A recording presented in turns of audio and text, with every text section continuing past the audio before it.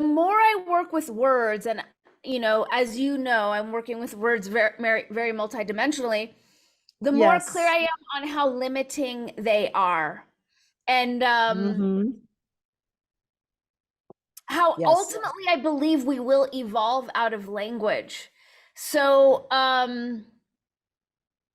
it's like, yeah, I guess it does take a holding it really lightly because, we're playing with these tools, we're working with them, but we know that they're not really going to cut it, but we just need them to like have the right essence or smell or cast the right shadow or it's like, how do you resolve working with a tool that um is never really going to cut the mustard for what it's meant to do.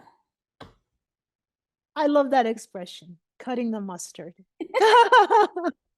It's all about, I think it's a lot about poetry. It's Mm-hmm. about having the liberty to, to bend the mind by stepping outside of, the, I don't know what the statistics are in terms of like how rich any one language is, and how many words are used by in ordinarily by the mass of the people speaking that language. But the reduction comes when we forget when we forget that it doesn't matter, like if we disagree on a word, it doesn't matter. What we need to have is clarity between ourselves on how we respectively define that word that we're not agreeing on, Mm-hmm. right?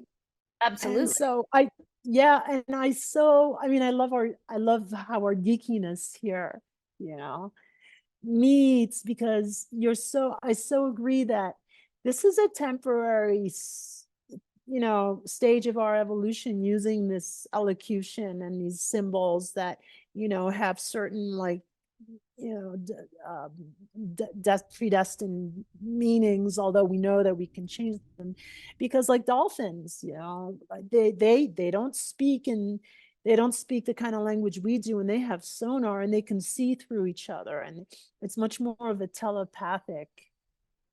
When we're going to get to that more telepathic beaming holograms of experience, of knowing into each other, I think we're going to save a lot of time and energy and mistakes, through all of the misunderstandings that happen.